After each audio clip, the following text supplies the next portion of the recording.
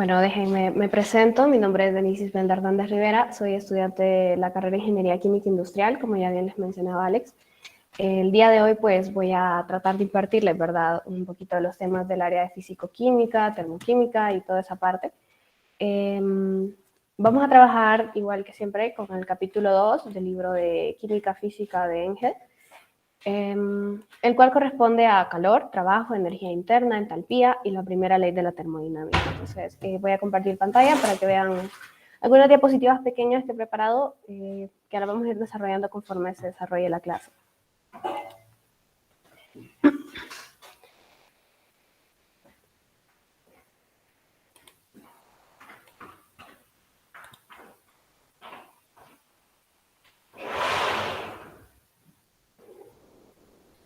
Ok, si me pueden confirmar si ya se ve, por favor, para evitar cualquier... Sí, se ve. Ok. Bueno, como les mencionaba, pues este capítulo del libro y esa clase se va a tratar del calor, el trabajo, la energía interna, la entalpía y la primera ley de la termodinámica. Para no hacer esto una clase así como un monólogo, una clase magistral, entonces quiero decirles que en cualquier momento, si tienen una duda o una dificultad, algo que no se entendió, entonces que por favor me interrumpan, que yo estoy atenta a cualquiera de sus dudas o a cualquiera de sus preguntas. Y como les decía, en caso de que haya algo, lo resolvemos y continuamos. También quiero decirles que por motivos de esta clase no vamos a ver todo de un solo, vamos a verlo por partes, vamos a tener el resto de la semana para continuar con el tema. Entonces vamos a comenzar, primero que nada definiendo qué es la energía y qué es la energía interna y por qué es tan importante. Primero vamos a decir que la energía se define como aquella capacidad que tenemos para efectuar trabajos. Eso creo que tal vez lo hemos visto por la parte de física. Sin embargo, en la parte de química también se toman otros tipos de definición y se vienen, como podría decirle, se vienen demostrando en diferentes partes de la química. En este caso también podemos decir que en la energía nos dice que es la capacidad de realizar un trabajo, pero también vamos a decir que el trabajo es igual o parecido al trabajo que vemos en física, porque para los químicos el trabajo también puede ser el cambio directo de energía que resulta de un proceso. O sea, ya no vamos a decir solamente como que el trabajo es la fuerza por el desplazamiento, sino que también vamos a decir que es como aquel cambio que se da cuando nosotros realizamos un proceso. Por ejemplo, cuando nosotros tenemos una reacción de, qué sé yo, de combustión, ahí hay un cambio de energía. ¿Por qué? Porque la combustión me está generando calor y el calor es una forma de energía. Entonces aquí es donde nosotros podemos ver ese cambio. ¿Ok? Y también vamos a decir que hay diferentes tipos de energía, ¿no? Tenemos energía radiante, por ejemplo, la energía del sol, tenemos energía térmica, que es, por ejemplo, debido al movimiento de los átomos en una molécula, en una sustancia, en una mezcla. También podemos decir que hay energía química, esa es muy importante, que dice que es aquella que se almacena en las unidades estructurales de las sustancias. Por ejemplo, el carbón. Nosotros conocemos el carbón, ¿no? Con el que empezamos qué sé yo, hacer una parrillada, ¿sí? Que es como el uso más común que le damos al carbón. Pero también conocemos el grafito, que lo usamos en nuestros lápices de carbón, tal cual dice el nombre, y también tenemos los diamantes. Todos esos son arreglos de carbono, sin embargo su energía depende de acuerdo al arreglo que estos tienen. Porque, por ejemplo, el diamante tiene un arreglo en su forma estructural que es un poquito diferente a la que nosotros usamos para el grafito, ¿no? Que has escuchado eso de que uno aprieta tan fuerte el carbón que lo convertimos en diamante. Ojalá fuera así de fácil, ¿verdad? Porque todos tuviéramos un montón de diamantes. Sin embargo, esto pues va un poquito más allá, depende al arreglo atómico que tenga esto, así es la energía también que posee nuestro arreglo de átomos. Tenemos energía potencial, que también esa la venimos conociendo tal vez desde la parte física, que decimos que es aquella que varía con la altura, la masa, la gravedad, dependiendo del punto en que nos encontremos. Si nos encontramos en la Luna, es diferente a la que encontramos en el Ecuador, en los polos, etc. Y en este caso vamos a hablar de la energía interna, ¿ok? La energía interna nos dice que es la energía cinética de las moléculas, porque cuando nosotros tenemos una sustancia, estos átomos tienen un movimiento. Entonces, bien conocemos que la energía cinética es un medio de la masa por la velocidad al cuadrado.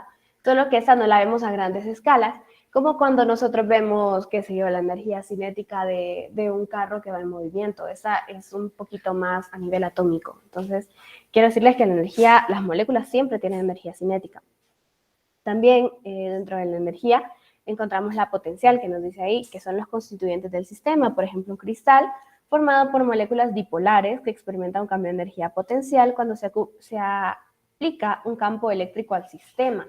Eso lo vemos más que todo, por ejemplo, si tenemos un vaso, como dice el ejemplo, un vaso de cristal, nosotros aplicamos un campo eléctrico, entonces todas estas moléculas dipolares, o sea, que tienen dos polos, vienen y forman parte del cristal.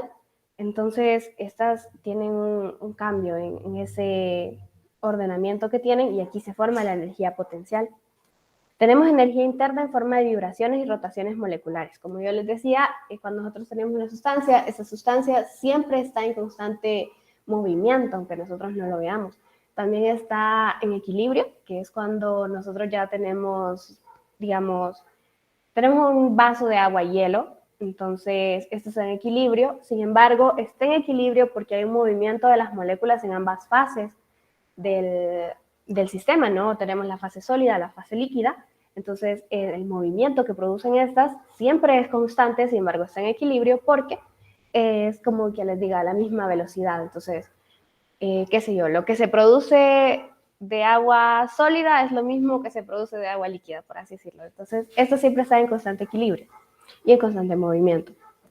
Y también nos dice que la energía interna almacena en forma de enlaces químicos que se puede liberar mediante una reacción química. Como les mencionaba al inicio, por ejemplo, el proceso de combustión, cuando nosotros ponemos, qué sé yo, octano, que es la gasolina, que es la que nosotros estamos acostumbrados a que conocemos, cuando nosotros aplicamos oxígeno molecular al octano, este forma una reacción de combustión, nos forma dióxido de carbono y nos forma agua. Entonces aquí, si ustedes se ponen a pensar, esos enlaces que tenía el octano se han deshecho, se han roto, entonces, para formar lo que les decía, dióxido de carbono y agua. Entonces, cuando nosotros rompemos estos enlaces, nosotros formamos un tipo de energía. A eso le vamos a llamar energía interna almacenada en enlaces. Déjenme decirles que cada tipo de enlace tiene una energía diferente. Por ejemplo, si yo tengo enlaces de, qué sé yo, de un ácido, va a ser diferente a la que tendría de un octano o de un propano, etc. Porque eso también depende de cuán larga sea la cadena de los hidrocarburos que tengamos. Ok, a la energía interna la vamos a denominar con la letra U, que ustedes la pueden ver ahí, está con una flechita, la letra U. Esa letra U nos va a indicar la energía interna. Sin embargo, nosotros no vamos a estudiar la energía interna como tal, sino que la estudiamos más que todo como una energía interna total. Por eso el subíndice T de la ecuación que tengo acá, donde me dice que es la energía interna del sistema más la energía del medio. Pero esta siempre va a ser igual a cero. ¿Por qué? Porque la encontramos en equilibrio. Asimismo, como esta es igual a cero, entonces podemos decir que el cambio de energía que se produce en un sistema es igual al negativo del cambio de energía que se produce en el medio. Por ejemplo, pensémoslo así. Si nosotros tenemos, qué sé, tenemos unas papas calientes, muy calientes, las acabamos de cocer y están muy calientes. Entonces nosotros venimos y agregamos agua fría. Entonces, ¿qué sucede? El agua se calentó, aunque estaba fría, y las papas se enfriaron, por así decirlo. Porque recordemos que en este caso la energía o el calor pasa de mayor a menor. Y quien tenía mayor energía térmica, en este caso, son las papas. Entonces, ese cambio que se produjo en las papas, esa disminución de la temperatura que se produjo, esa temperatura aumentó, podríamos decirlo, para que nos hagamos una idea, en el agua. Entonces, a eso se refiere, que el cambio que sucede en una es igual al cambio que se produce en el otro. Lo que yo pierdo, lo gana el otro. Para que nos hagamos una idea un poquito más entendible y no entremos tanto a profundidad con tecnicismos, entonces podría decir así, lo que yo gano, lo pierde el medio y lo que gana el sistema, lo que pierde el sistema lo gana el medio. Entonces, a eso se refiere esto, de que el cambio de energía en el sistema es igual al negativo del cambio de energía que se da en el medio. Y también tenemos que recordar que la primera ley de la termodinámica la podemos enunciar de diferentes maneras.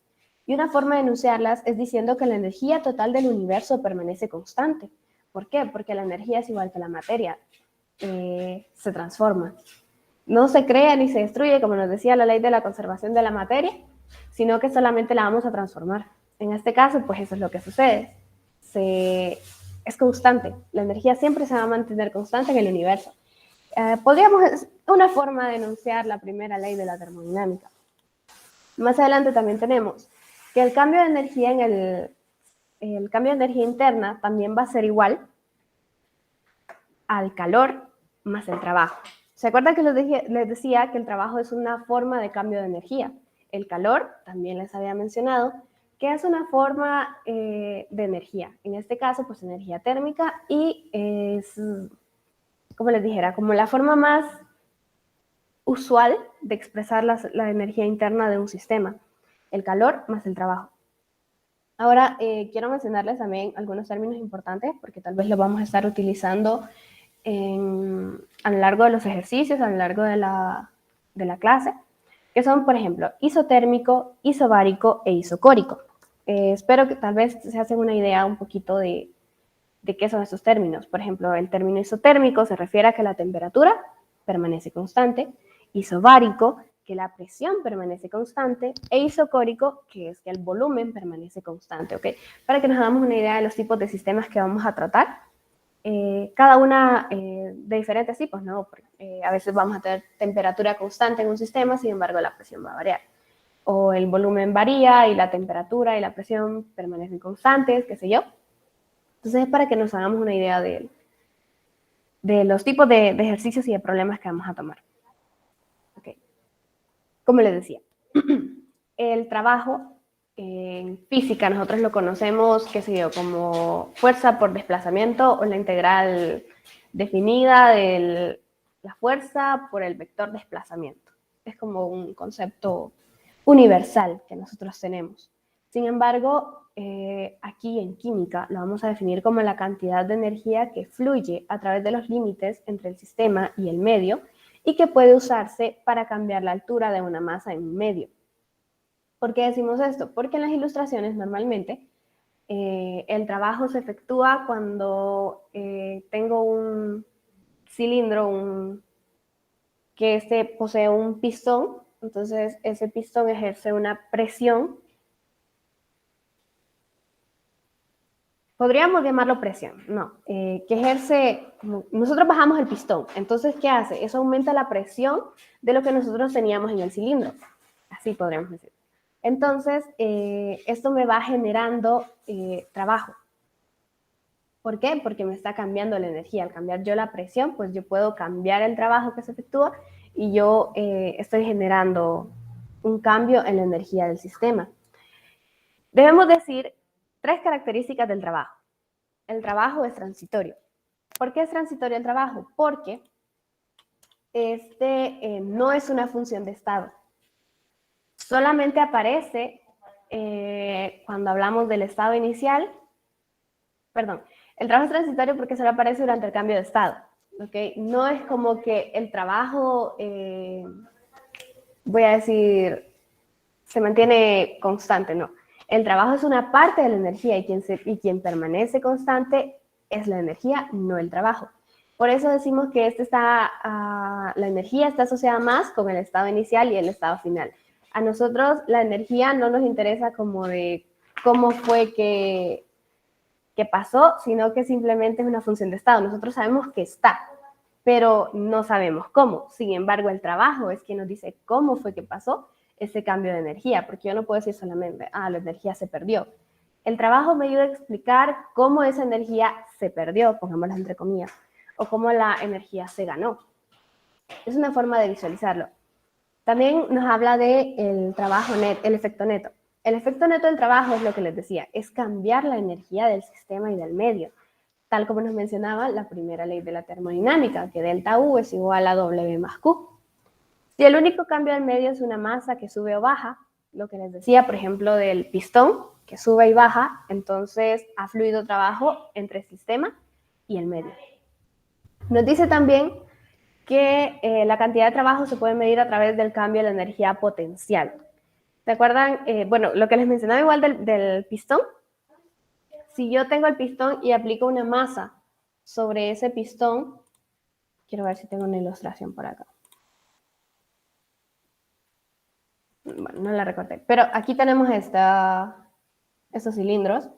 Entonces yo vengo y voy a aplicar, acá tengo un pistón. Y a este pistón, entonces yo vengo y le agrego una masa. Okay, vamos a ponerle un cubo que tiene una masa, que se yo, de 2 kilogramos. Entonces, esta energía potencial, la masa de esta masa, de este objeto que yo agregué, en este caso un cubo, por la gravedad, por la altura que hace que este pistón baje, me efectúa un trabajo, por ejemplo, y esto me genera un cambio en la presión. ¿Qué pasa con la presión? ¿La presión aumenta o disminuye según nosotros disminuimos, según nosotros le aplicamos este tipo de fuerza, podemos decir, esta energía potencial? ¿Qué creen ustedes o qué consideran que pasaría cuando nosotros disminuimos la presión?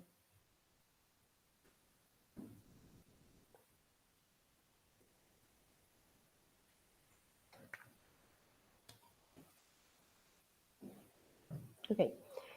Bueno, cuando sucede este cambio de presión, lo que sucede es como cuando nosotros comprimimos los gases.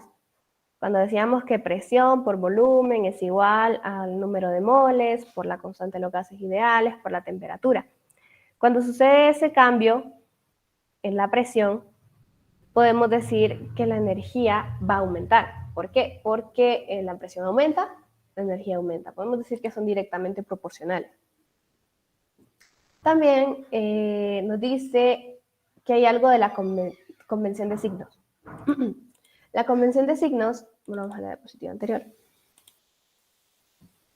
nos dice que cuando el trabajo, pensé que tenía el puntero. Nos dice que cuando el trabajo es realizado por el sistema sobre los alrededores, este va a tener un signo negativo. ¿Por qué? Porque ese trabajo es como que les digo, como que sale del sistema. Entonces es un signo negativo porque no está ganando el sistema, sino que el sistema está perdiendo esa energía en forma de trabajo. Y también que cuando el trabajo es realizado sobre el sistema por los alrededores, esto es positivo porque es como que lo está trayendo, entonces su energía va a aumentar en lugar de disminuir. Podemos decirlo así con esa convención de signos. En esa tabla 6.1, que es sacada del libro de Chang, de la 11ª edición, nos habla también sobre el calor, pero el calor lo vamos a ver más adelante, ahorita estamos tratando sobre el trabajo. Entonces, ¿qué decíamos? Cuando es el sistema sobre los alrededores es negativo y cuando son los alrededores sobre el sistema, este va a ser positivo, para que nos vayamos haciendo una idea. También hablamos aquí del trabajo mecánico en la química. ¿Por qué? Decíamos que nosotros realizamos un cambio en la presión, pero también podemos realizar un cambio en el volumen. ¿Por qué? Porque si nosotros decimos, dijimos que en este caso este pistón está generando una clase de presión. Sin embargo, si nosotros decimos que aquí tenemos moléculas de gas, moléculas de gas, moléculas de gas, nosotros lo estamos comprimiendo.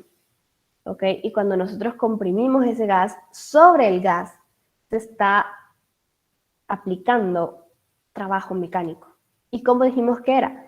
Dijimos que cuando el sistema, bueno, cuando los alrededores aplicaran trabajo sobre el sistema, este iba a ser negativo, perdón, positivo. ¿Por qué? Porque el sistema está ganando energía.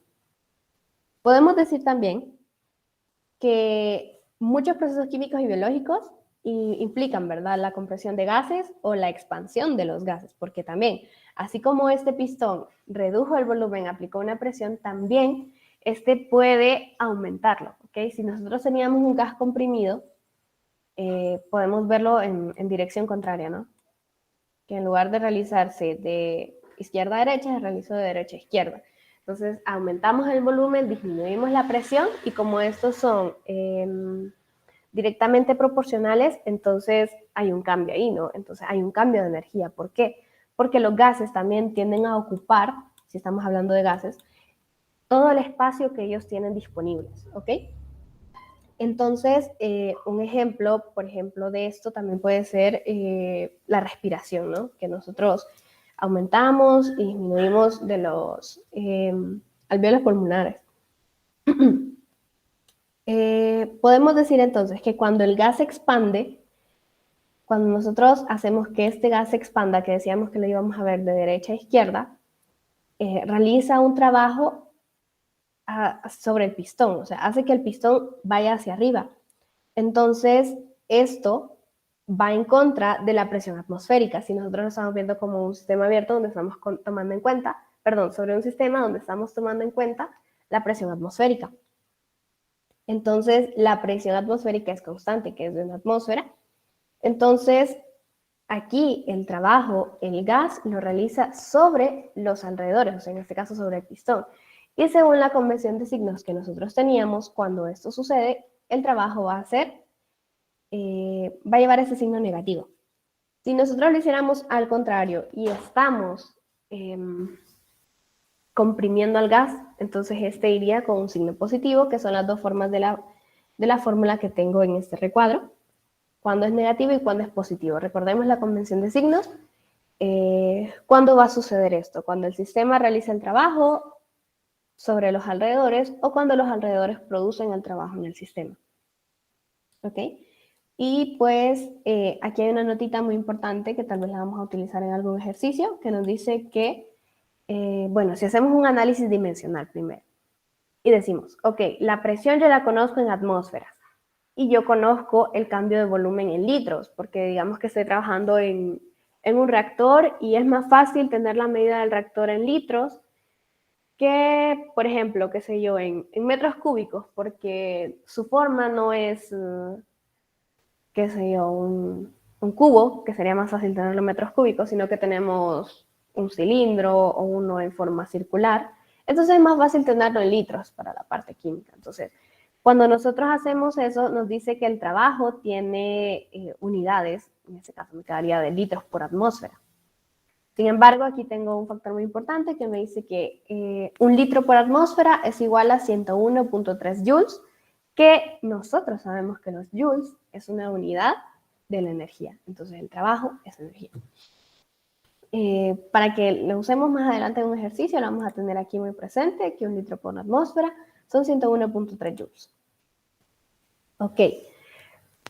Como les decía al inicio, nosotros tenemos un concepto de trabajo que es igual a que trabajo es igual a fuerza por el desplazamiento. O también que era la integral definida, qué sé yo, de A hasta B, de la fuerza por el vector del desplazamiento. ¿Sí? Más o menos como nosotros tenemos una noción de qué es el trabajo, que decimos, no solo se realiza el trabajo cuando este tiene un ángulo, qué sé yo, distinto a 90 grados por el coseno y así, los conocemos, ¿no? Sin embargo, quiero decirles que aquí en química tenemos diferentes tipos de trabajo. Por ejemplo, cuando hay un cambio de volumen y tenemos las variables de la presión y el volumen. Entonces, hay unas ecuaciones especiales para tratarlas. En este caso, tenemos que la ecuación del trabajo, cuando hay un cambio de volumen, es igual al negativo de la integral de la presión externa por la variación del volumen. ¿Ok? Y nos dan las unidades también, que Pascal por metro cúbico es igual a Joule. Cuando tenemos un cambio en la tensión, que esta es, por ejemplo, la tensión superficial, por así decirlo. Entonces tenemos tensión y tenemos longitud. Tenemos entonces igual, que es el negativo, el integral de la tensión por la variación de la longitud, y tenemos sus unidades, que son newton por metro, y esta ya conocemos que es joule. Tenemos la expansión superficial, aquí es donde entra la tensión superficial. Tenemos igual, que es al negativo de la integral doble de la tensión superficial por el área, y cuando hay un cambio en el potencial eléctrico, tenemos el potencial eléctrico por la carga eléctrica, la integral, sabemos que voltio por coulomb es igual a joule. Ok, y aquí tenemos el primer ejercicio. Ok, nos dice que tenemos un globo de 16 metros de diámetro. Okay, este es un ejercicio que también encontré en el libro de Chang, la 11ª edición. No quiero entrar de solo con los de química física porque todavía no hemos visto el calor como tal, no hemos visto la entalpía, entonces esto es como uno que se refiere más que todo al trabajo y al trabajo que se da por el cambio en el volumen. Para que entremos un poquito en contexto y ya después con todos los temas, con todo aplicado, podamos hacer un ejercicio que incluya todo eso, porque los ejercicios en el libro de Engel que les digo, ya me dice, calcule el calor, calcule el trabajo, calcule la entalpía, calcule el cambio de energía interna, entonces quiero que vayamos poquito a poco. Primero que nada nos dice que un globo de 16 metros de diámetro se infla con helio a 18 grados Celsius. Nos dice que calculemos la masa de helio que introducimos en el globo, suponiendo un comportamiento ideal, ya que nosotros tenemos un conocimiento un poquito básico de los gases ideales, vamos a poder hacerlo. Vamos a también calcular el trabajo realizado en joules durante el proceso de inflado si la presión atmosférica es de 98.7 kilopascales. Ok. Decíamos entonces, ¿cuál habíamos dicho que era la ecuación del trabajo en este caso? Y vamos a decir que W es igual al negativo de la presión por el cambio en el volumen. Okay. Conocemos la presión atmosférica, okay. Pero no conocemos el cambio del volumen y tampoco conocemos cuál fue ese cambio en el volumen. Okay. Entonces, primero que nada, bueno, también el ejercicio nos dice que calculemos la masa de helio que introducimos. Entonces, vamos a aplicar la ecuación de gases ideales, la cual nos decía que la presión por el volumen es igual al número de moles por la constante de los gases ideales por la temperatura. ¿Ok? ¿Qué vamos a calcular con eso? Vamos a calcular la masa de helio que nosotros introducimos y con eso vamos a calcular el inciso A. Ok. Pero primero que nada también necesitamos calcular el volumen de ese globo que inflamos. Nos dice que tiene 16 metros de diámetro, pero hagamos también, tratemos de recordar cuál era si nosotros moldeamos este globo como una esfera, entonces nosotros debemos calcular el volumen de esa esfera. Recordemos que el volumen de la esfera era 4/3 de pi por el radio al cubo. ¿Ok? Es lo primero que vamos a hacer. Sabemos entonces 4/3 de pi. Conocemos el diámetro, sabemos que el radio es la mitad, en este caso serían 8 metros al cubo. Ok, no sé si alguno de ustedes me puede ayudar con los cálculos o lo vamos haciendo poquito a poco.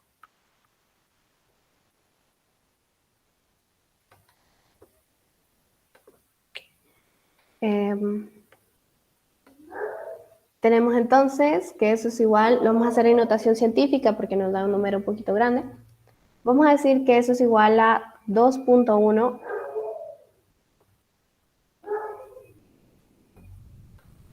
por 10 a la 3 litros, ¿ok? Ya conocemos el volumen, pero, perdón, aquí son metros cúbicos, no sé por qué puse litros. Aquí son metros cúbicos. Pero era lo que les mencionaba al inicio también, podemos trabajarlo así o podemos trabajarlo también como si fueran litros. Si nosotros queremos trabajar en litros, por la parte que vamos a aplicar gases ideales, es un poquito más fácil y después hacemos uso del factor de conversión que les había mencionado, que 101.3 joules es igual a un litro por atmósfera. Entonces, si esto lo pasamos a litros, vamos a decir que esto es igual a 2.1 por 10 a la 6 litros. Vamos a decirlo así de esa manera. Es 2.1 por 10 a la 6 litros.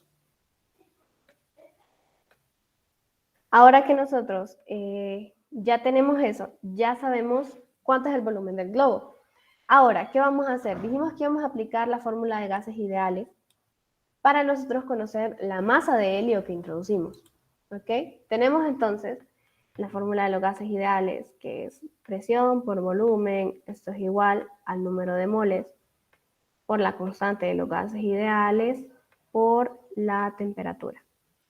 Vamos a encontrar el número de moles despejando. Tenemos que la presión por el volumen sobre la constante de los gases ideales por la temperatura va a ser igual al número de moles. Tenemos la presión, sabemos que es de 98.7 kilopascales. Tenemos el volumen, que lo acabamos de calcular. Conocemos el valor de la constante de los gases ideales. Tenemos la temperatura, entonces simplemente está para aplicar fórmula y encontrar cuál fue ese número de moles que nosotros introducimos. Ok. Si hacemos el factor también de conversión de los 98.7 kilopascales y los pasamos a atmósferas, por lo que les decía del análisis dimensional y el uso de la constante de los gases ideales, entonces en 98.7 kilopascales, vamos a hacer aquí en un lado la conversión. Esta parte de acá. En 98.7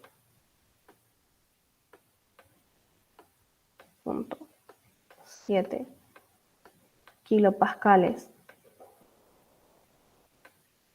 Lo vamos a multiplicar por en una atmósfera.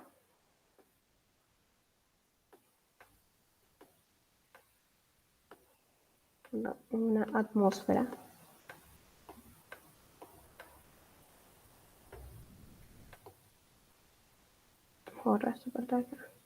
Vamos a colocar cuántos kilopascales hay en una atmósfera. En una atmósfera podemos decir que hay, igual lo vamos a aplicar en notación científica para un poquito más fácil. 1.01 325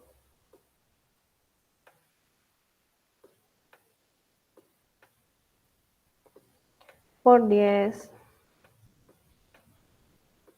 a la 2 kilopascales. Ok, cuando nosotros hacemos esta conversión de 98.7 por 1, en este caso, dividido entre 101.325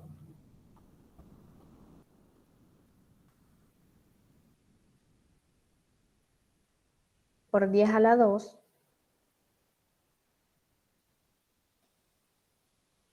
¿ok? Déjenme les doy el dato exacto, lo estoy ingresando a la calculadora.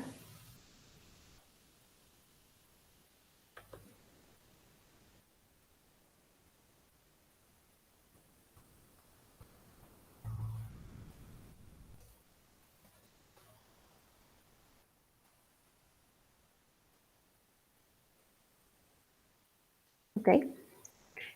Esto es igual a 0.97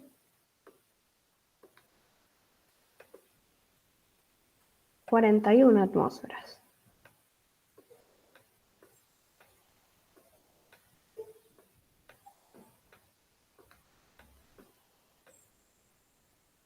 ¿Ok?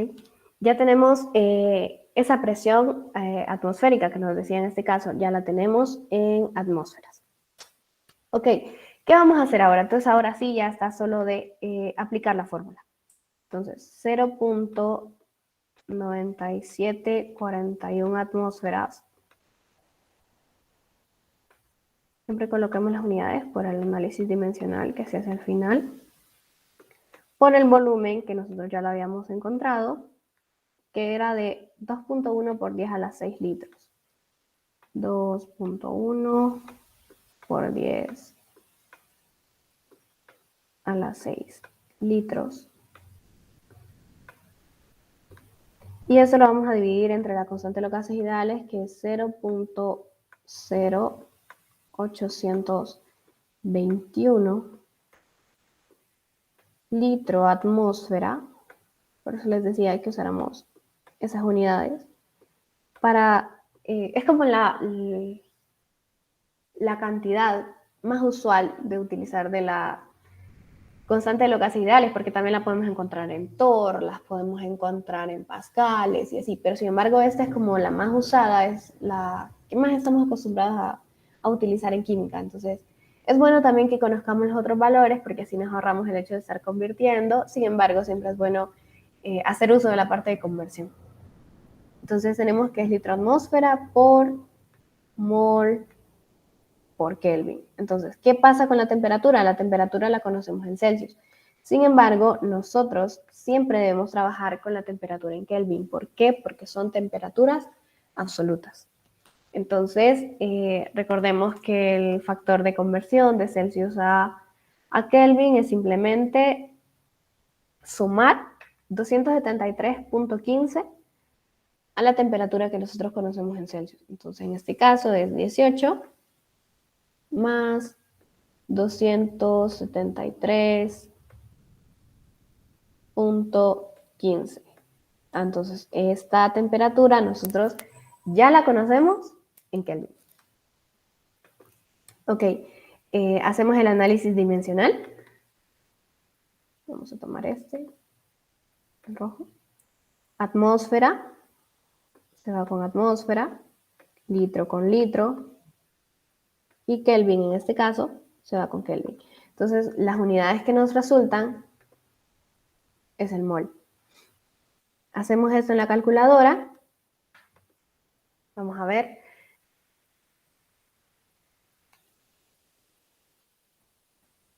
Ya estoy ingresando a la calculadora.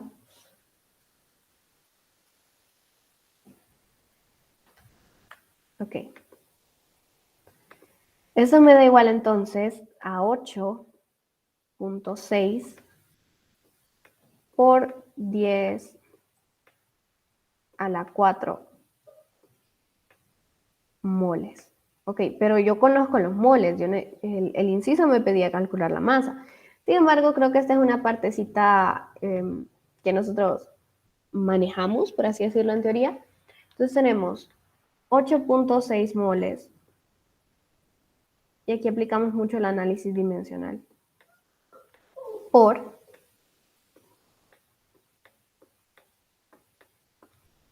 vamos a utilizar valores redondeados tal vez para este ejercicio. Y lo vamos a dejar en 4.003 gramos, que pesa un mol. Recordemos que estábamos trabajando con helio, entonces 4.003 gramos que pesa un mol de helio. Aplicamos igual el análisis dimensional, mol con mol, se cancela. Y eso nos queda en gramos. Recordemos que eso estaba por 10 a la 4. Por 10 a la 4. Lo introducimos en la calculadora. 4.3. 4.003 por 8.6 por 10 a la 4. Ok. Tenemos que esto es 3.4 por 10 a la 5 gramos de helio. Ok. Ya conocemos la masa, que es lo que nos pedía el primer inciso. Ya esa parte ya está lista. La vamos a encerrar aquí en un cuadrado para indicar que este es el primer inciso. Y vamos con la siguiente parte. Okay. ¿Qué nos decía el inciso B? Aquí es cuando ya entra la parte que nosotros estamos viendo. El inciso B nos dice que calculemos el trabajo realizado durante el proceso de inflado y nos da la presión. ¿Ok? vamos a ver cuál fue ese trabajo realizado. Nosotros ya conocíamos la fórmula de trabajo, que es igual a W igual a menos presión por delta volumen, por ese cambio que se produjo en el volumen. ¿Ok? Ya conocemos el valor de la presión en atmósferas, que era de 0.9741. Vamos a escribir igual a negativo 0.9741 atmósferas. ¿Y cuál fue el cambio del volumen? Aquí es donde entra la primera incógnita, porque nosotros podemos decir, no, es que no cambió el volumen porque el volumen lo calculamos, sí, pero ese globo lo inflamos, entonces el volumen inicial es igual a 0. Entonces recordamos que el cambio, en este caso delta, está dado por volumen final menos volumen inicial. En este caso dijimos que el volumen inicial era 0 porque nosotros inflamos el globo, entonces el globo estaba desinflado, no cuenta, tiene un volumen que lo vamos a dejar en 0 por cuestiones de convención, ¿ok? Entonces, el volumen, en este caso el volumen final, es simplemente el volumen que nosotros calculamos, que era de 2.1 por 10 a la 6 litros. ¿Ok?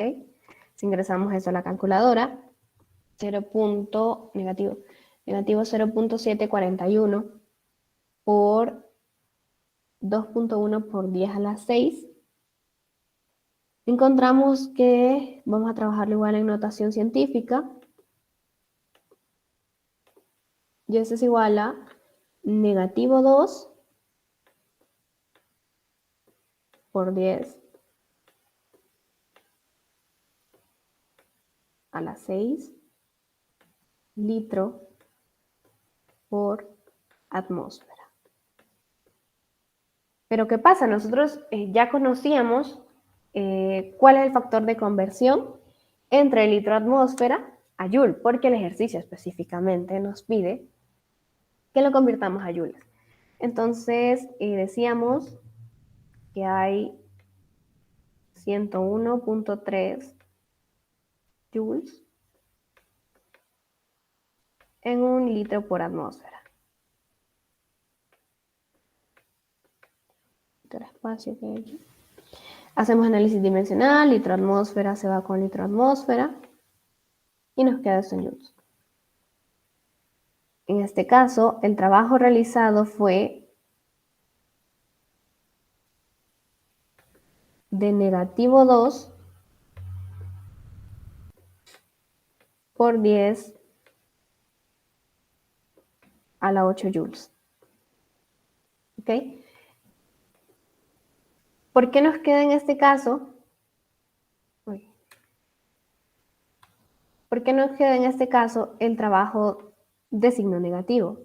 Dijimos que cuando el sistema fuera el que realizaba el trabajo sobre los alrededores, entonces este iba a ser de signo negativo, y que cuando el sistema y cuando los alrededores realizaran el trabajo en el sistema, este iba a ser de signo positivo.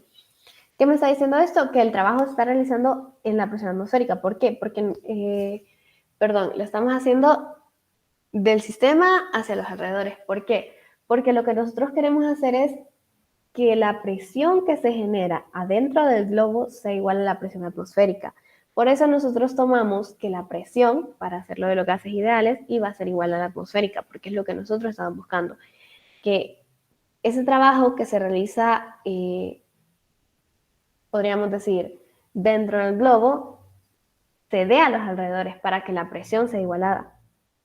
Por eso podemos decir entonces también que el trabajo, según la convención de signos que teníamos al inicio, es de carácter negativo. No porque sea trabajo negativo, sino que tiene el signo negativo por quién está dando a quién, por así decirlo, para que nos hagamos una idea un poquito más clara, quién está realizando el trabajo y hacia quién se está realizando ese trabajo. Por eso el trabajo en este caso nos queda negativo.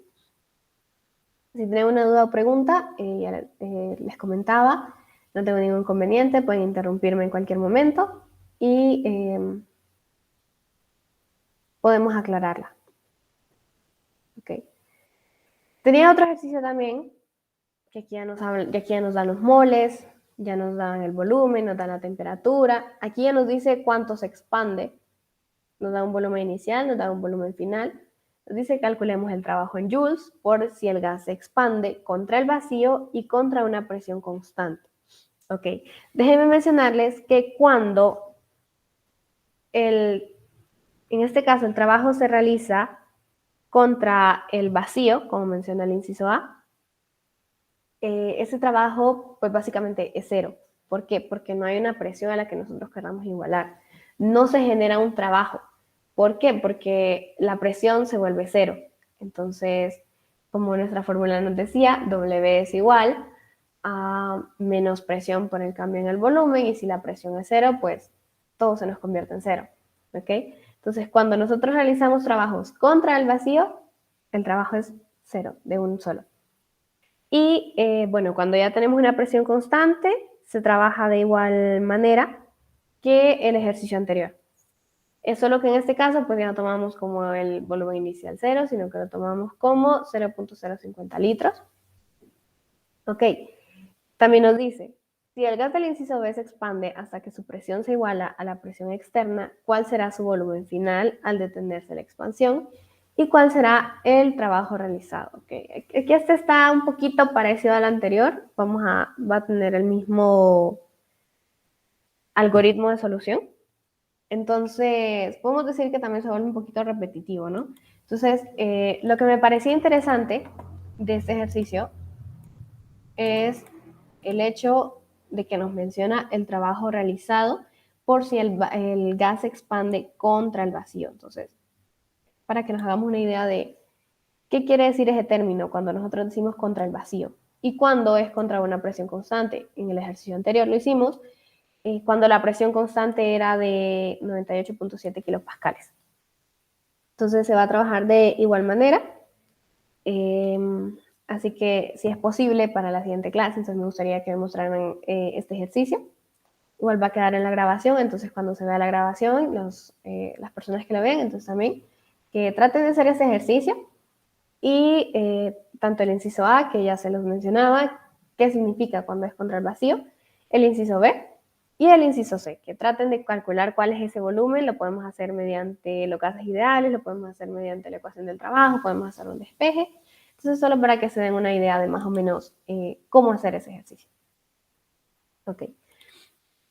El siguiente tema que tenía preparado para el día de hoy es el calor. El calor, habíamos dicho que es una forma de energía al inicio. Entonces, aquí nos dice que el calor es la cantidad de energía que fluye a través de los límites entre el sistema y el medio, como consecuencia de una diferencia de temperatura entre el sistema y el medio. En este caso podemos decir que el calor, creo que lo mencionaba al inicio, con unas papas que estaba caliente y se le añadía agua fría. Entonces, ese cambio en la temperatura es calor, es ese diferencial. Eso es el calor. Entonces, el calor también podríamos decir que fluía desde el que tenía mayor temperatura, por así decirlo, que tiene mayor energía, que tiene mayor calor, hacia el que tiene menor. Entonces, cuando algo se enfría, no es que, no sé si han visto una imagen así que dice como, es que el frío está entrando. No es así, en realidad es el calor que está saliendo. O, por ejemplo, lo voy a dejar que se enfríe. No es como que el frío va a llegar y se va a adentrar, qué sé yo, en la taza de café que teníamos, no, sino que es el calor que está fluyendo. El calor siempre va a ir de mayor a menor. En este caso, es el calor, si le hacemos la analogía con una taza de café, entonces es que el café va a buscar su equilibrio térmico, el café va a buscar dar esa energía que tiene más hacia sus alrededores, que tienen menos calor. Entonces ahí es cuando se da ese calor, esa diferencia de temperatura. Al inicio también hablábamos de una convención de signos. Ya la mencionamos para el trabajo, ahora vamos a mencionarla para el calor. El calor absorbido por el sistema de los alrededores posee un signo positivo. Y cuando el calor es absorbido por los alrededores del sistema, o sea, en este caso es el sistema quien tiene el calor y lo pasa a los alrededores, entonces esta posee un signo negativo. También, para hacerlo como un poquito más técnico, hablamos de procesos endotérmicos y procesos exotérmicos. Endotérmicos es que necesita calor y exotérmicos es que libera el calor. Entonces, como les decía al inicio, el proceso endotérmico es positivo. ¿Por qué? Porque él gana calor, él quiere calor, él necesita calor para poder llevarse a cabo. Y los procesos exotérmicos tienen tanta energía que lo que hacen es liberarla hacia el universo, o sea, liberarla hacia la otra parte del sistema, ¿no? Porque si nosotros tenemos un sistema, eh, digamos, una reacción del carbonato de calcio, cuando esta entra en contacto con el agua, entonces esta libera calor. Entonces, si nosotros, qué sé yo, lo ponemos en un balde, en un reactor o en un cilindro, esto va a generar que las paredes, en este caso del reactor, se calienten. ¿Por qué? Porque ella libera energía. Entonces, la energía siempre va a fluir de quien tiene mayor energía hacia quien tiene menor. Entonces, esa parte por la convención de signos. Ok, aquí entran dos conceptos muy importantes que muchas veces tendemos a confundirlos, que es la capacidad calorífica y el calor específico. La capacidad calorífica de una sustancia es la cantidad de calor que requiere para elevar 1 grado Celsius la temperatura de determinada cantidad de sustancia. Y el calor específico es la cantidad de calor que se necesita para elevar 1 grado Celsius de la temperatura de 1 gramo de la sustancia. ¿Ok? La capacidad calorífica nos dice de determinada cantidad. Sin embargo, el calor específico es simplemente para 1 gramo de la sustancia. Entonces, el calor específico, de hecho, es una propiedad intensiva. ¿Por qué? Porque cada una de las sustancias tiene un calor específico diferente. Nosotros incluso podemos identificar qué tipo de sustancia tenemos según su calor específico, porque podemos decir que el agua tiene un calor específico, sin embargo el alcohol tiene otra. Y nosotros podemos tenerlas, estamos en un laboratorio y tenemos dos botes que no están rotulados. Uno es agua y el otro es alcohol. Entonces existen como diferentes métodos de identificarlo, ¿no? Porque en este caso estamos hablando de alcohol, entonces incluso por el olor los podemos reconocer. Sin embargo, si nosotros tenemos diferentes tipos de alcohol, si tenemos etanol y tenemos butanol, entonces digamos que poseen un olor característico de los alcoholes. Entonces usted está seguro que es alcohol, pero usted no sabe qué tipo de alcohol tiene. Entonces se puede hacer uso incluso del calor específico para que nosotros lo identifiquemos. No es como el método más práctico, por así decirlo, porque requiere hacer cálculos, requiere hacer pruebas, requiere hacerlo una y otra vez para saber la exactitud de nuestro proceso y bueno, también la precisión. Entonces, no es tan factible, sin embargo, es posible. Entonces, si en un ejercicio sí lo podemos hacer porque es un poquito idealizado que en la realidad.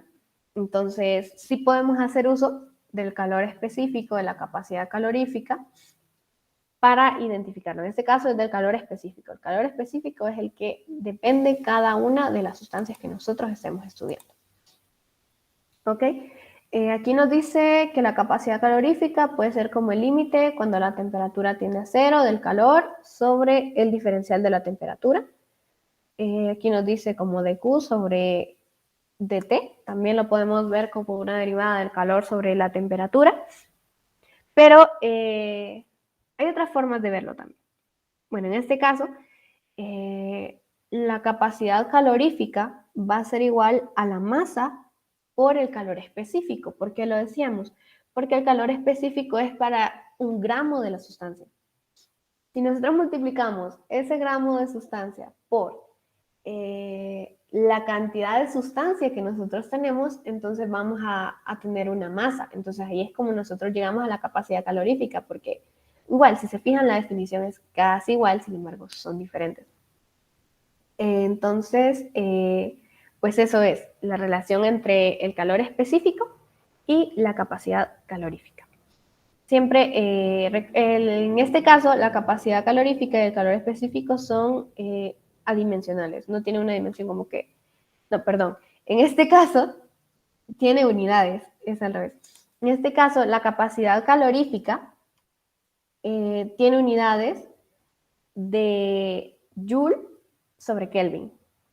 Y también está la capacidad calorífica molar, que en este caso, bueno, lo vamos a anotar aquí. La capacidad calorífica tiene unidades de Joule sobre Kelvin, o también lo podemos ver como Joule por Kelvin elevado a la -1. Y el calor específico, perdón. Eso les mencionaba que es la capacidad calorífica. Sin embargo, también existe la capacidad calorífica molar.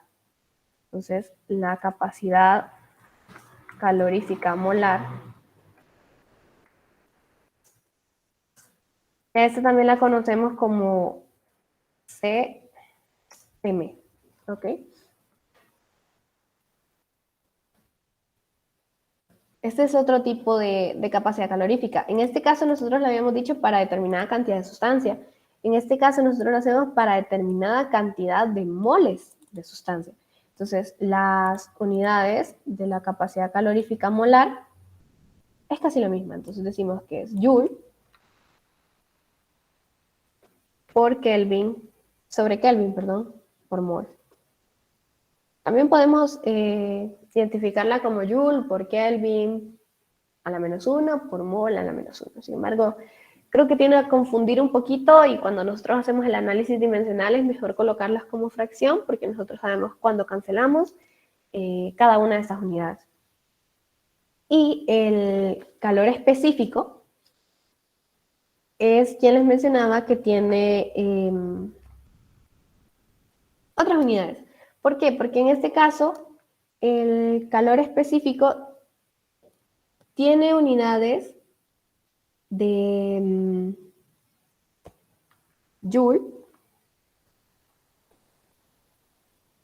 sobre gramo por Kelvin. Como les mencionaba anteriormente, eso es lo que hace la diferencia, ¿no? La masa. Por eso aquí tenemos la relación entre capacidad calorífica y calor específico, que es simplemente la masa, porque nosotros si agregamos la masa, cancelamos gramos y nos quedan las mismas unidades. En ese caso, es la relación que encontramos. Ok.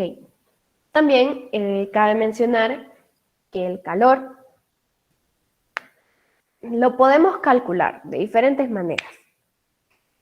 Si nosotros tenemos una mezcla, ¿qué decirles?, de sustancias o de elementos en un reactor, podemos calcularlo como la masa de cada uno de ellos por su calor específico, su capacidad calorífica, por el cambio de la temperatura. Si ustedes se fijan, aquí lo hacemos por la masa, por el calor específico, sin embargo aquí usamos la capacidad calorífica. Entonces, dependiendo de los datos que nosotros tengamos, pues una convención ahí de análisis dimensional. También existen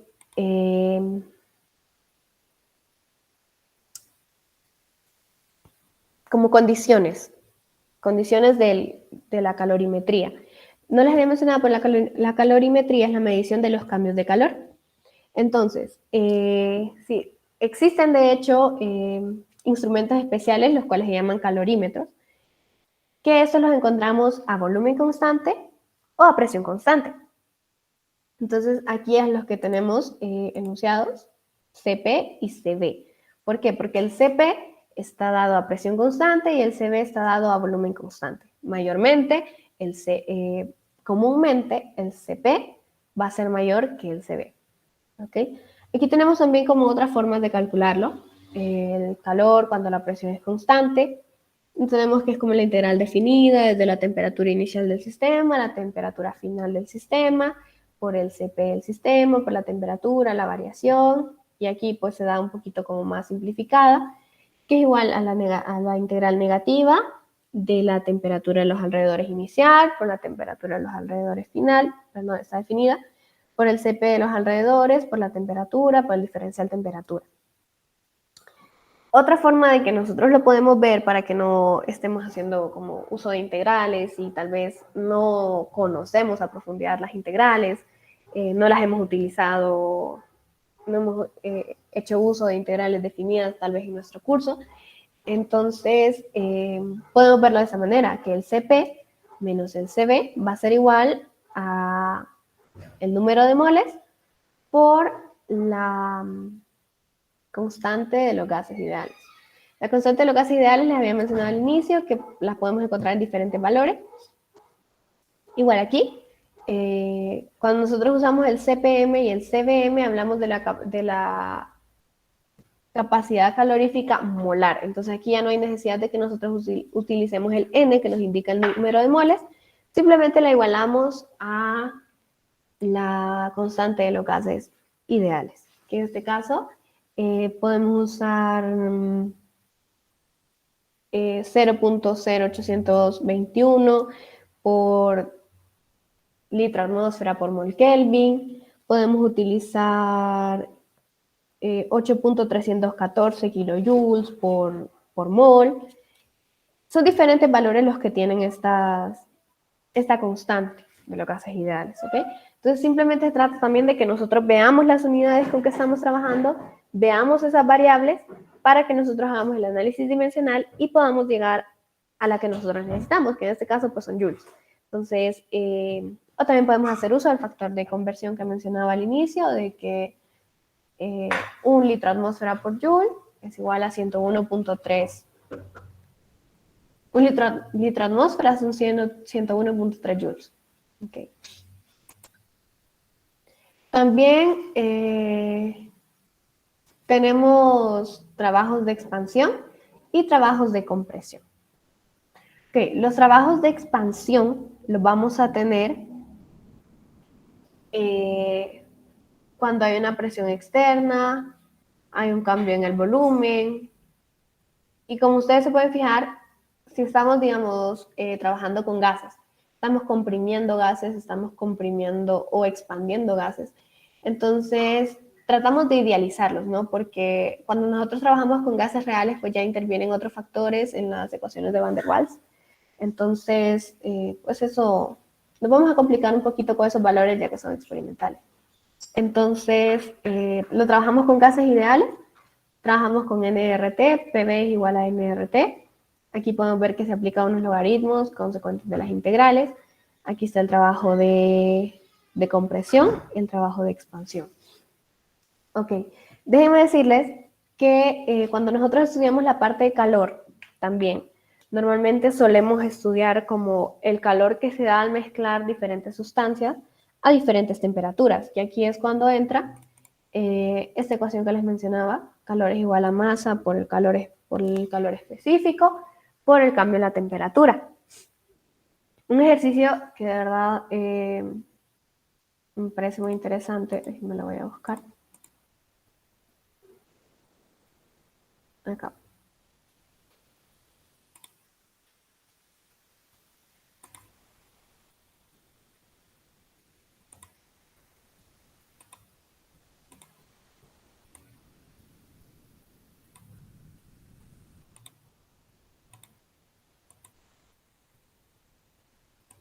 Ok, ese lo vamos a hacer después porque este ya incluye es del libro de Engel. Entonces les decía que primero íbamos a ver poco a poco las cosas y después vamos a ver un ejercicio de ese estilo que ya nos mezcla todos los conceptos que hemos visto durante la clase.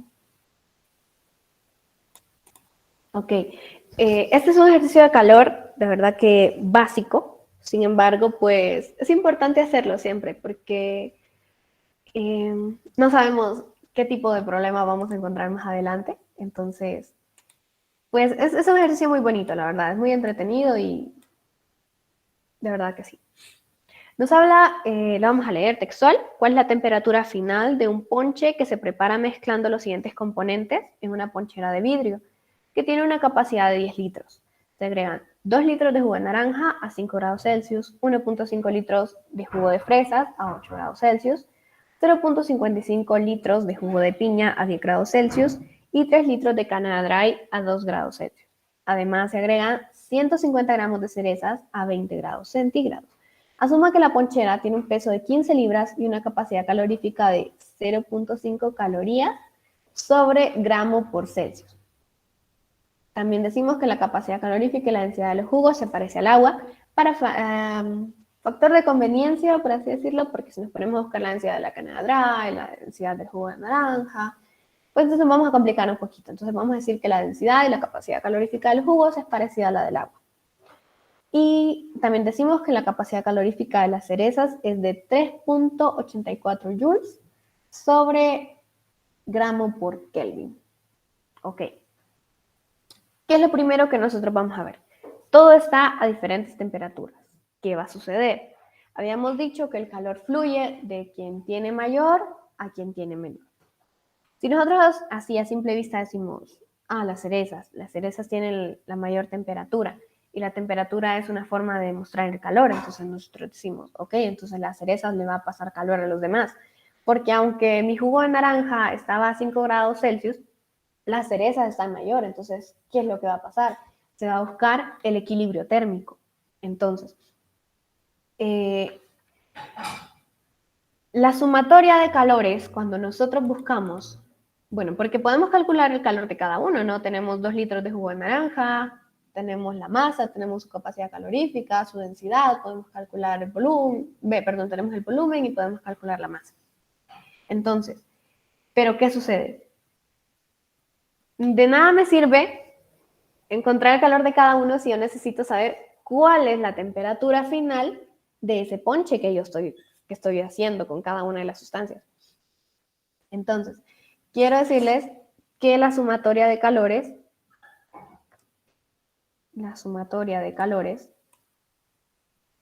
cuando nosotros estamos buscando el equilibrio térmico, siempre va a ser igual a 0. ¿Por qué? Yo les mencionaba al inicio, lo que pierde uno, lo gana otro. Lo que gana uno fue porque otro lo perdió. Entonces, en este caso, es donde se da el equilibrio térmico, ¿no? En ese cambio de temperaturas que sufren unos con otros. Ok. Vamos a comenzar haciéndolo para que nos demos una idea. Conocemos solamente volúmenes. Solamente las cerezas conocemos gramos. Entonces, recordemos entonces que la densidad es igual a la masa sobre el volumen. Ok, pero yo necesito encontrar masa, entonces, ¿qué voy a hacer? Voy a multiplicar la densidad por el volumen para encontrar la masa de cada una de esas sustancias. ¿Ok? Sabemos que la densidad del agua puede ser 1 gramo sobre mililitro, 1 kilogramo por metro cúbico, perdón, 1 kilogramo por litro, o 1000 kilogramos, perdón, 1000 litros por metro cúbico. Y también la podemos conocer en pies cuadrados, en pies cúbicos, en libras. Sin embargo, para que se nos haga más fácil, igual trabajamos con el sistema internacional, vamos a trabajarlo en litros. Entonces, que 1 kilogramo es igual a 1 litro. Sobre 1 litro es igual a la densidad. Entonces, si tenemos 2 litros de jugo de naranja, entonces 1 kilogramo por litro por 2 litros de jugo de naranja, porque estamos empezando con el jugo de naranja. Entonces voy a poner aquí el número 1 para que no nos confundamos. Ok. ¿Cuánto es entonces? En masa, igual cancelamos litros con litros y nos dice que 2 litros de jugo de naranja es igual a 2 kilogramos de jugo de naranja. Para el jugo de fresas va a ser 1.5 kilogramos de jugo de fresa, 0.55 kilogramos de jugo de piña y 3 kilogramos de Canada Dry. ¿Ok? Las cerezas ya las tenemos en gramos. Sin embargo, si nosotros quisiéramos trabajar esto en gramos, pues simplemente los 2 kilogramos lo multiplicamos por 1000, porque cada kilogramo tiene 1000 gramos. Entonces sería igual a 2000 kilogramos, perdón, a 2000 gramos de jugo de naranja serían 1.5 por 1000, serían 1500 gramos de jugo de fresas. 0.55 por 1000, entonces encontramos que son 550 gramos de jugo de piña, etcétera. Por lo que decíamos de que la densidad va a ser igual, entonces vamos a decir que va a ser casi igual en la masa. Simplemente vamos a ir cambiando la ubicación del punto o de la coma para que sea un poquito más fácil. Ok, ¿qué vamos a hacer? Primero que nada, hay que tomar en cuenta si la ponchera es parte del sistema o no. Para el primer inciso, vamos a decirlo así, vamos a decir que la ponchera no era parte del sistema. ¿Por qué? Porque simplemente estoy trabajando con las sustancias. Ahorita no quiero entrar con la ponchera porque eso también me implica un cambio de energía por todo lo que se pierde, ¿no? Ok, entonces, vamos a empezar. Vamos a decir que la sumatoria de calores es igual a 0. Recordando la fórmula que teníamos, decíamos, ¿cuál era la fórmula? Recordémosla. Está por acá. La masa por el calor específico por el cambio en la temperatura. La masa del jugo de naranja son 2, lo voy a colocar en notación científica porque es un poquito más fácil. 2 por 10 a la 3 gramos de jugo de naranja por el calor específico. Dijimos que el calor específico, o bueno, el ejercicio en sí nos dice cuál es el calor específico del jugo. Nos dice que va a ser parecido o igual en este caso para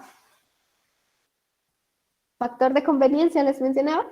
Entonces, el calor específico del agua. El calor específico del agua es igual a 4.184 Joule por gramo por Celsius. ¿Ok? Si nosotros lo conocemos en Joule por gramo por Celsius, entonces nosotros decimos, sí, pero estamos acostumbrados a usar la temperatura en Kelvin. Pero ¿qué sucede aquí? Cuando nosotros trabajamos el delta temperatura que nos da la fórmula, lo trabajamos como temperatura final menos temperatura inicial. Sin embargo, a pesar de que el Celsius y el Kelvin no son la misma unidad, cuando nosotros trabajamos el cambio de temperatura, sí son iguales. ¿Por qué? Porque lo que aumenta en uno disminuye en el otro, porque solo hay una diferencia de 273.15 y pues en realidad cuando nosotros hacemos el cambio, eso, cuando lo restamos, la final menos la inicial, pues nos queda prácticamente igual que cuando nosotros trabajamos en Celsius. Solamente en los cambios. Si nosotros queremos hacer una multiplicación por la temperatura tal cual, pues sí debemos obligatoriamente pasarla a Kelvin. Pero si estamos haciendo un cambio de temperatura, podemos trabajarlo en Celsius. Porque al final el factor de diferencia va a ser el mismo. ¿Ok? Y conocíamos la temperatura inicial del jugo de naranja, que era 5 grados Celsius. Ok, pero no conozco la final. Sé qué es lo que yo estoy buscando. Entonces, lo vamos a colocar como la temperatura final menos los 5 grados Celsius que nosotros sí conocemos. ¿Ok? Eso lo vamos a sumar porque estamos haciendo una sumatoria de calores, estamos buscando el equilibrio térmico. Entonces lo vamos a sumar con el siguiente componente del ponche. En este caso decimos que son 1.5 litros de jugo de fresas. 1.5 litros de jugo de fresas es 1.5 por 10 a la 3 gramos de jugo de fresas. Tomamos el mismo calor específico, que es 4.184 joules sobre gramo por Celsius. Ok, y aquí vuelve el mismo, porque no conocemos la temperatura final, es lo que estamos buscando. La temperatura final va a ser igual, la temperatura final menos los 8 grados Celsius a los cuales se encontraba ese jugo de fresas. ¿Ok? Vamos con el siguiente componente, que es el jugo de piña, son 0.55 litros, podemos decir que son 550 gramos de jugo de piña. Vamos a usar el mismo calor específico, Joule por gramo por Celsius. La temperatura final no la conocemos, menos la temperatura inicial del jugo de piña era 10 grados Celsius. Okay. Esto tiende a ser un poquito repetitivo porque tenemos un montón de sustancias en este ponche. Entonces, simplemente lo que va a ir cambiando pues es la masa que tenemos con la temperatura inicial. Teníamos 3 litros de Canada Dry, entonces son 3 por 10 a la 3 gramos. Ese 3 quedó raro. Gramos de Canada Dry por el calor específico, que ya lo habíamos dicho, que es 4.184 joules por gramo por Celsius. La temperatura final no la conocemos, menos los 2 grados Celsius, que estaba la Canada Dry. Ok, y creo que ya lo único que nos hace falta son las cerezas.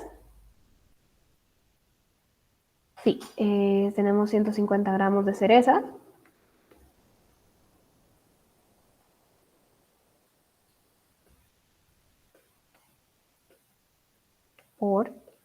Ok, pero aquí recordemos algo. Aquí ya no nos dan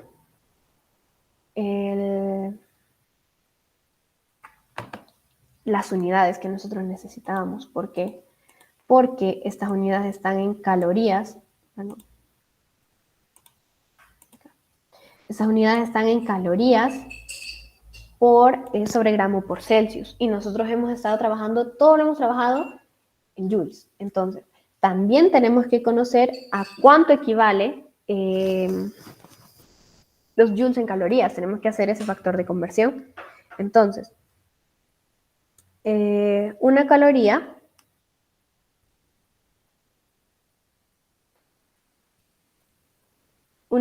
tiene 4.184 joules. ¿Ok?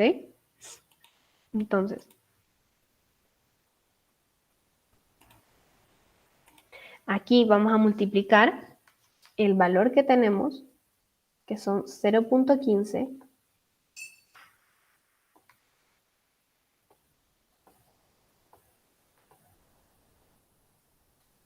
0.15 calorías sobre gramo por Celsius.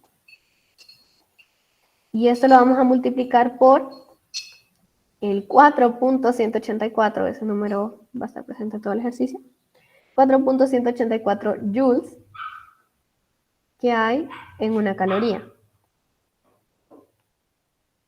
Más que todo el factor de conversión, ¿no? Y también igual lo vamos a multiplicar por la temperatura final, que no la conocemos, y dijimos que las cerezas estaban a 20 grados Celsius. Ok. Ahora, la suma de todo esto que nosotros acabamos de encontrar debe ser igual a 0. Entonces, ¿cómo lo podemos hacer? Bueno, lo podemos hacer del método tradicional y tenemos que multiplicar todo, dejarlo en términos de la temperatura final, realizar la ecuación, porque nos quedaría una ecuación de primer grado, y resolver cuánto es la temperatura final. Sin embargo, las calculadoras, hoy en día, las Casio, que son como las que nosotros utilizamos, traen una función que se llama solve.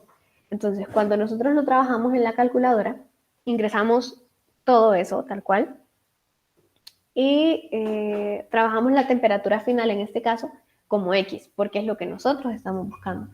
Entonces, podemos hacerlo en la calculadora de un solo, podemos hacerlo en el método tradicional, Pero si nosotros lo hacemos en la calculadora, también por el factor tiempo, porque ya van a ser las 12. Entonces, vamos a calcular esa temperatura final, vamos a ingresar todos estos datos que nosotros tenemos en la calculadora y hacemos uso de la función solve. Vamos a verlo.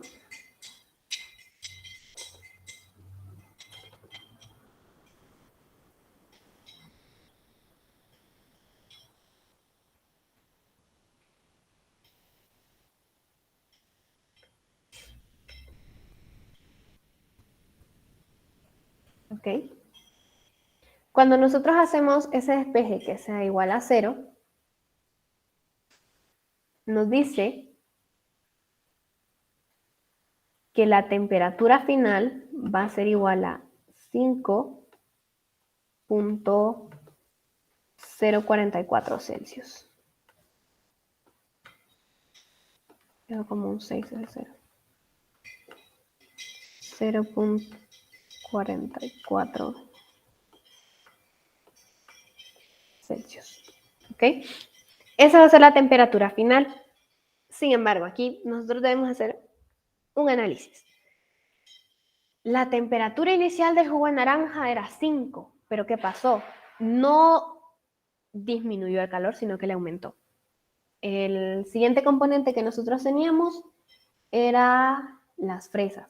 Las fresas estaban a 8 grados Celsius y terminaron a 5. ¿Qué quiere decir? Que el calor disminuyó. Esas fresas perdieron calor. Asimismo, también el jugo de piña que nosotros teníamos a 10 grados Celsius, también estaba a una temperatura mayor al inicio y ahora está a una temperatura menor. En el caso de la Canada Dry, aumentó su temperatura y en el caso de las fresas, pues, disminuyó su temperatura. Entonces, ¿a qué quiero que lleguemos con eso? Que la temperatura que a algunos les aumentó fue porque otros perdieron calor. ¿Ok? En este caso, qué sé yo, las fresas, que era como, perdón, las cerezas, que eran quienes tenían mayor temperatura, perdieron mucha energía en forma de calor, la cual pues la podemos expresar en términos de temperatura. Perdió mucho, mucho, mucho, porque estar a 20 terminó a 5. Entonces es como donde se da esa parte de la pérdida de calor. Entonces, para que nosotros tomemos en cuenta cómo es que se da esa transferencia de calor, cómo es que se da en el mundo en sí, porque incluso nosotros podemos verlo comúnmente, ¿no? Tenemos una gaseosa a temperatura ambiente y nosotros añadimos hielo. ¿Qué sucede? No es, por así decirlo, el hielo quien enfría al refresco, sino que es el refresco quien pierde calor y trata de buscar el equilibrio térmico, porque es una de las características que tienen las sustancias al mezclarse, que buscan el equilibrio químico, el equilibrio térmico, el equilibrio físico. Entonces, para que entremos un poquito más en esa parte de equilibrio, porque más adelante también vamos a ver la pérdida de calor cuando se dan los cambios de fase, cuando se dan cómo va a ser la temperatura durante los cambios de fase, cómo va a ser el vapor generado, por ejemplo, cuando nosotros trabajemos con agua, qué sé yo, podemos ver también, y la temperatura es de 80 grados Celsius. Nosotros sabemos que el punto de ebullición del agua es de 100 grados Celsius. Entonces, esa agua que nosotros tenemos sigue líquido. Sin embargo, esa temperatura me genera por cinética de gases, me genera una cantidad de moles que está presente en gas. Aunque nosotros digamos, no, está a 80 grados Celsius, sigue líquida. Sin embargo, nosotros debemos conocer que a cualquier temperatura se genera una presión de vapor. Si nosotros tenemos el agua, que se lleva a 5 grados Celsius, siempre hay la energía necesaria para que algunas de esas moléculas se presenten en forma de vapor. Entonces, más adelante vamos a ver eso, cómo ese cambio de calor influye, cómo Eso también viene relacionado con la entalpía, las formas de calcular la entalpía, porque les decía que este capítulo menciona calor, trabajo, primera ley de termodinámica, entalpía y energía del sistema. Entonces, pues la siguiente clase vamos a ver un poquito de la entalpía, entalpías de reacción, entalpías normales, vamos a ver también que existen calores de dilución cuando nosotros diluimos, también existen calores de combustión, que es cuando yo les decía que, por ejemplo, quemamos propano, quemamos metano, quemamos octano, que es la gasolina. ¿Cómo se genera ese calor que ya es específico por los componentes que tiene esa reacción, ¿no? Que tenemos un hidrocarburo más oxígeno molecular y eso me genera dióxido de carbono más agua. Entonces, esos valores de entalpía son valores experimentales. Entonces, al ser valores experimentales, podemos decir un poquito que están estandarizados. Entonces, pues sí, existe un calor de combustión que ya está dado, pues, por los productos que se forman al hacer una reacción de ese tipo, o sea, dilución, combustión, etcétera. O incluso también tenemos entalpías de enlace, que es cuando rompemos enlaces o formamos enlaces y esto me genera un cambio de energía interna, que lo mencionábamos al inicio, cuando hablábamos de qué era la energía interna y la primera ley de la termodinámica. Ok, así es como concluimos este ejercicio, encontramos la temperatura final.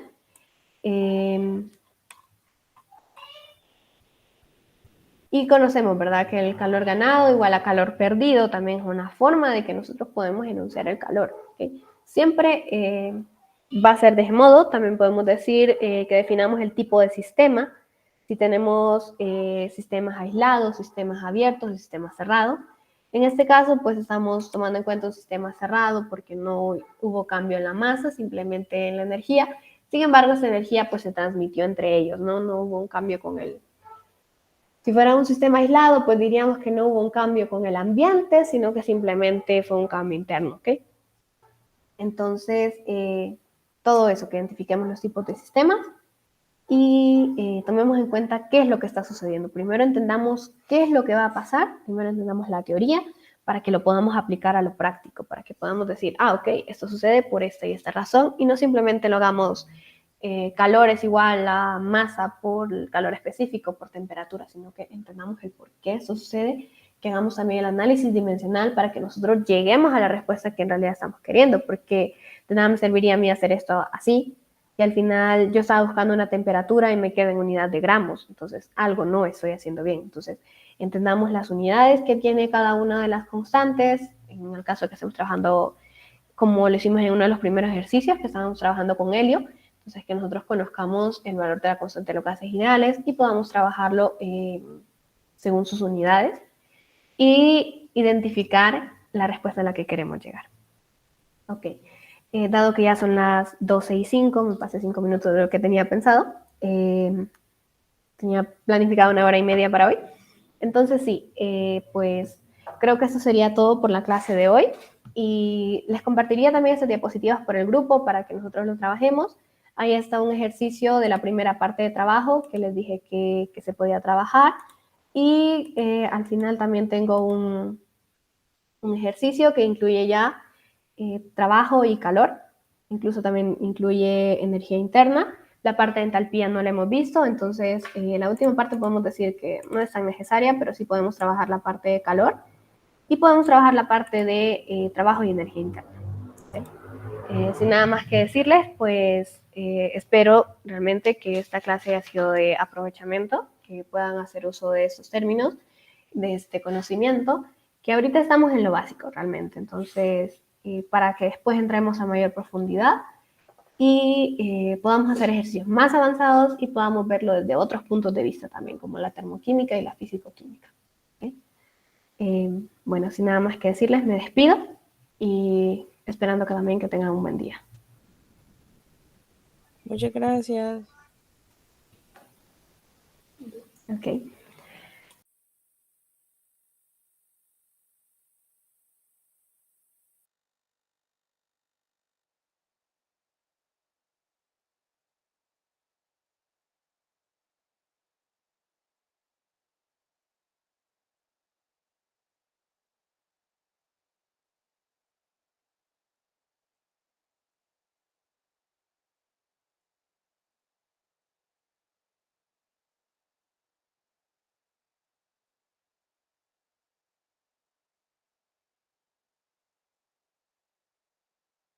Ok. Estaba leyendo el chat, había una pregunta, pero se fue el muchacho. ¿Cómo tuvo esa temperatura final en ese ejercicio por despeje?